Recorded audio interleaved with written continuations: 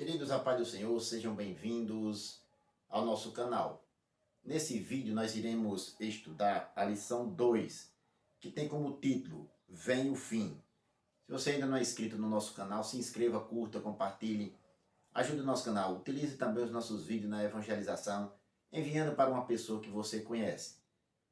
O texto áureo diz: E tu, ó filho do homem, assim diz o Senhor Jeová acerca da terra de Israel: Vem o fim vem sobre os quatro cantos da terra. Está em Ezequiel capítulo 7, versículo 8. A verdade prática: o atalaia de Deus soa o alarme do iminente perigo, anuncia que o inevitável juízo divino se aproxima.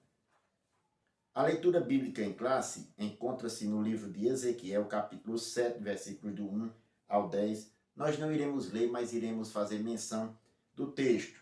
Aqui nesse comentário nós iremos ver uma parte da exegese desse capítulo que o comentarista ele faz em relação a certas expressões, e nós iremos ver ao longo da lição. A palavra-chave é fim. Hoje nós iremos ter 3 pontos a ser destacados, cada um com seus objetivos específicos. O primeiro é apresentar, de modo geral, a profecia do capítulo 7 de Ezequiel.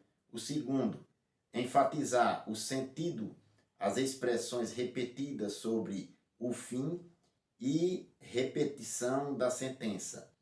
E o 3, identificar o inimigo que servirá como instrumento do juízo divino.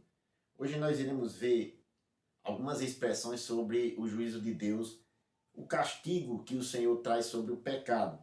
Especificamente no livro de Ezequiel, no capítulo 7, é endereçado à terra de Israel e seus habitantes, mas também temos implicações gerais nas expressões escatológicas utilizadas também na profecia.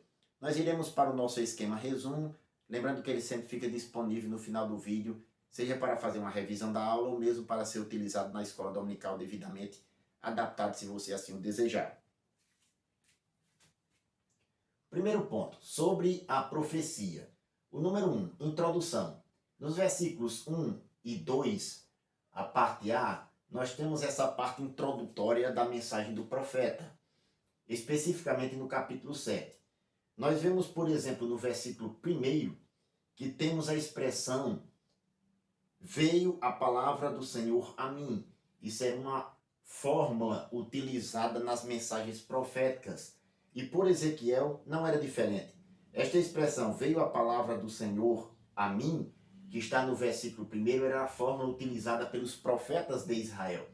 E a chancela dessa mensagem, mostrando que a autoridade divina vinha da parte de Deus para o profeta na mensagem que ele tinha determinado.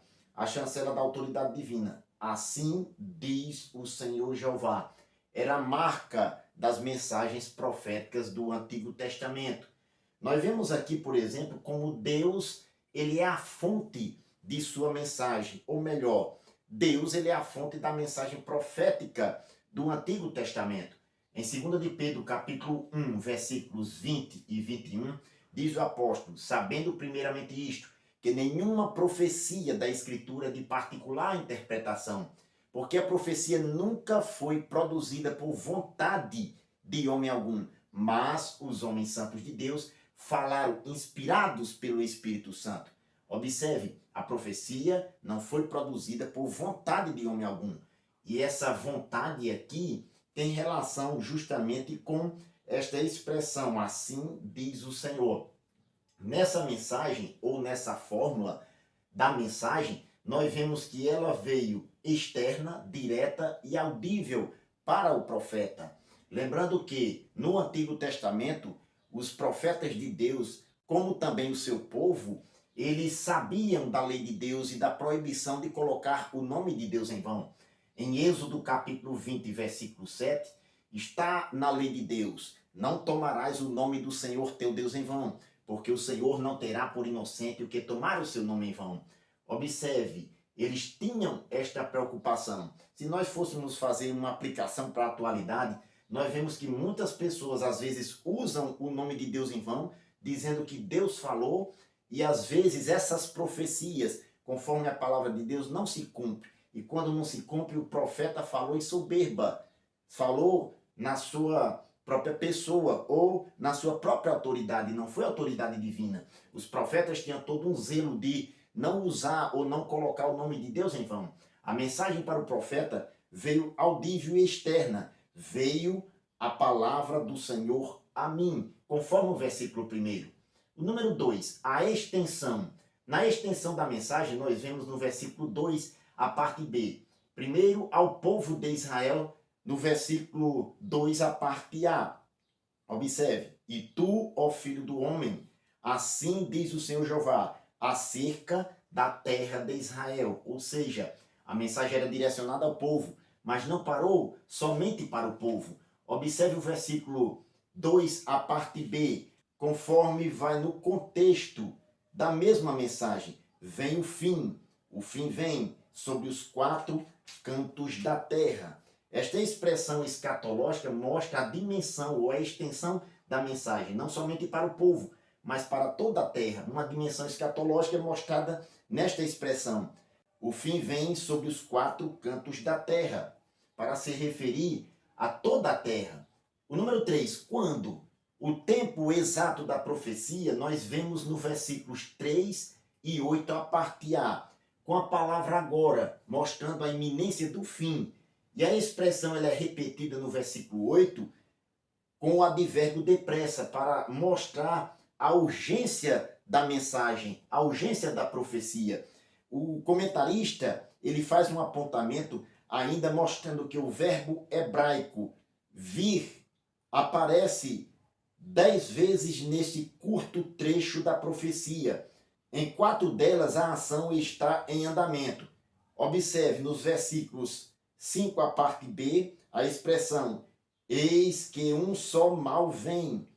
Os versículos 6, a parte B, eis que vem. O verso 7, a parte A, vem a tua sentença. E o verso 10 diz, eis aqui o dia, eis que vem, mostrando a iminência do fim e sua urgência. O segundo ponto, sobre o fim. O número 1, sentido. Os versículos 2, a parte B, o 3, a parte A e o 6, aparece a repetição desse termo fim. Este termo ele tem um significado de fim, destruição, ruína, morte, condenação. E no livro de Ezequiel, nessa mensagem, aparece num contexto de julgamento. Esse mesmo termo ele vai aparecer, por exemplo, lá em Gênesis capítulo 6, versículo 13, quando Deus anuncia a Noé que o fim de toda a carne é vindo perante a minha face. Nós vemos esse termo no livro de Ezequiel, nessa mensagem, aparecer em um tom de um discurso poético, cujo objetivo era causar impacto aos seus leitores e facilitar a memorização da mensagem por parte do povo. O número 2, expressões repetidas sobre o fim. Observe nos versículos 2, 6 e 10, algumas vezes esta expressão fim, o fim, como nós colocamos aqui anteriormente, vai aparecer. Vem o fim vem, no verso 2. Agora vem o fim, verso 3. Vem o fim vem, verso 6. Eis que vem, veio a tua ruína, no verso 10. A intenção era causar pânico nos seus ouvintes. O povo que conhecia a lei era agora chamado ao arrependimento. Eles que tinham causado abominação a Deus e Deus traria o remédio contra essas abominações, agora era chamado, convocado ao arrependimento. Note que o povo conhecia a lei. Lá em Atos capítulo 3, versículo 19, Pedro, quando prega a mensagem para os seus ouvintes, ele também mostra que o povo deve se converter. Arrependei-vos, pois, e convertei-vos, para que sejam apagados os vossos pecados e venham assim os tempos do refrigério pela presença do Senhor. Em Ezequiel, a mensagem tinha como propósito, talvez, de causar pânico, chamar a atenção do povo. Mas não era somente isso. Era chamar o mesmo povo que tinha causado abominações a Deus para o arrependimento. O número 3, a repetição da sentença. Os versículos 4 e 9 do capítulo 7 de Ezequiel são praticamente idênticos. O povo não deveria ser surpreendido com o juízo divino, pois era compatível com sua natureza. O juízo divino era compatível com a natureza divina. Em Naum capítulo 1, versículo 3, diz a palavra do Senhor: o Senhor é tardio em irar-se, mas grande em força, e ao culpado não tem por inocente. A mensagem então tinha um objetivo de erradicação da idolatria. Tudo que causava abominações aos olhos de Deus, Deus queria erradicar, queria curar o povo do pecado. Observe que no capítulo 7 vai ter algumas vezes a repetição do termo abominações. Era o que Deus queria, tudo que causava idolatria, tudo que causava abominação aos olhos de Deus, Deus queria trazer um remédio para o povo.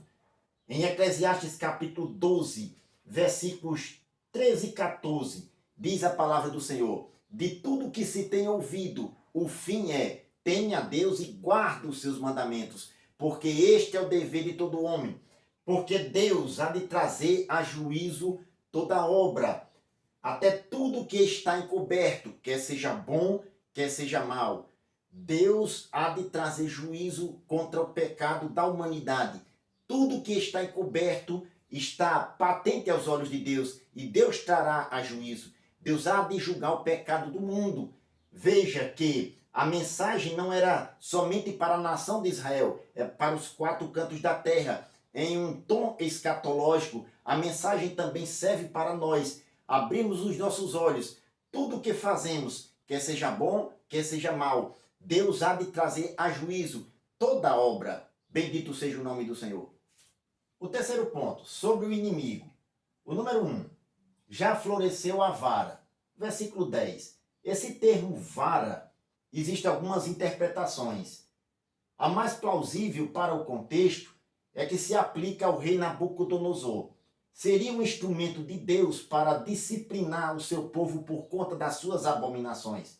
Da mesma forma que Deus, ele usou o rei da Assíria para punir o reino do norte, Israel, cuja capital era Samaria, da mesma forma iria usar o rei Nabucodonosor para punir o reino do sul, cuja capital era Jerusalém. Deus iria utilizar o rei Nabucodonosor como instrumento de sua disciplina contra o seu povo, por causa do pecado de suas abominações. O número 2, reverdeceu a soberba. Nabucodonosor, ele foi utilizado por Deus, usado por Deus para disciplinar o povo de Israel, especificamente a nação de Judá, o reino do sul. Mas ele extrapolou os seus limites. O comentarista ele diz que o rei Nabucodonosor extrapolou os limites, foi cruel na aplicação dos castigos. Lá em Jeremias capítulo 52, versículos 10 e 11, diz que o rei da Babilônia degolou os filhos de Zedequias e depois degolou os príncipes de Judá e arrancou os olhos de Zedequias. O número 3, o rei Nabucodonosor. Aqui nós vemos nesse ponto algumas coisas a respeito do rei da Babilônia. Esse termo Nabucodonosor é de origem acádia, mas existem os correlatos hebraico e o grego da Septuaginta. O significado deste nome, Nabucodonosor, é Nabu protege minha herança. O rei da Babilônia, ele reinou 43 anos, a partir do ano 605 aproximadamente, e o seu reinado durou até 562 anos antes de Cristo. O número 4, Babilônia. O termo Babilônia é de origem acádia, assim como Nabucodonosor também é de origem acádia.